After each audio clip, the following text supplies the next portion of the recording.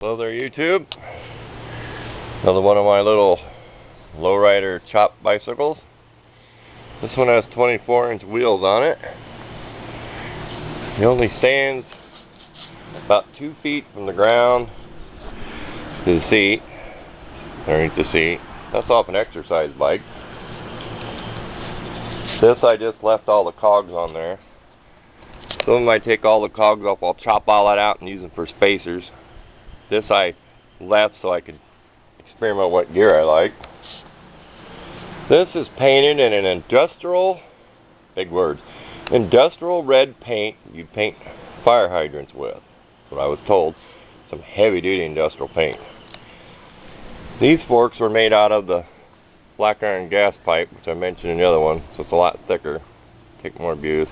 Same thing, I cut off the factory forks. I leave these a little bit longer so I can even it up.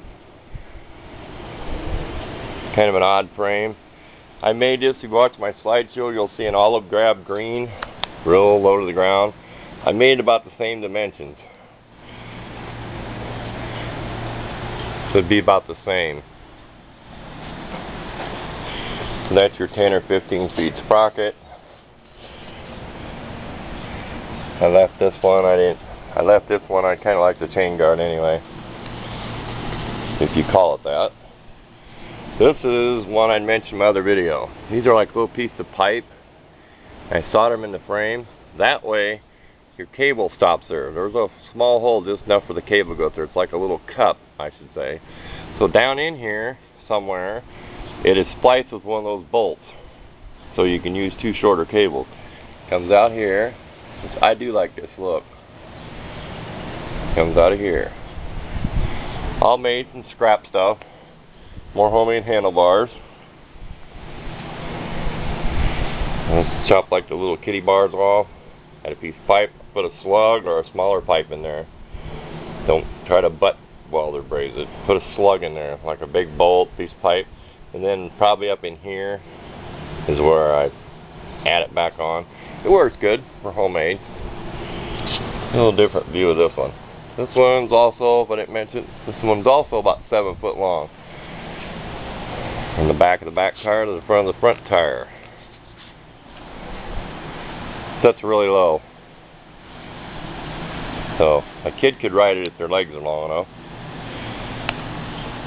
I am thinking of a design to where, there's one reason on this, is to have an adjustable spot where the seat goes, so a little kid can ride it. But these are so big, it's a lot for a little one to handle, because they're so long. It takes a knack to ride these. You have to practice in parking lots, places. It's taken me a while. Every time I've made one, I've had to go out and practice riding it, so I don't flip it over. I've wrecked one of these and wrenched my knee a couple years ago, and it took about half the summer to heal up. These are fake white wall tires. Before I get out of here, all this is masked off. If you find a line on there, and that is just flat white. I use no primer. Of course, you paint in where you don't see it. It's going to be whiter. If I masked off with a real good masking tape, scuffed it up with steel wool or sandpaper, and that's flat white, no primer. You can actually see a little defect where the paint came up. You'll see that on white walls too, but fake white wall. These are some of these were called city tread and some were called actually mountain tread or whatever. But I've seen some of these where they say like city tread on them. They're pretty old tires. Yeah, it does say city bike down there. That hang shin tire, they're old.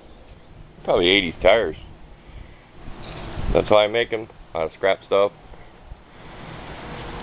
But keep this one short. Hope y'all enjoyed watching this one. This will be it for the day for me. I've got other stuff to do. The sun's finally trying to stay out. So thanks for watching, folks.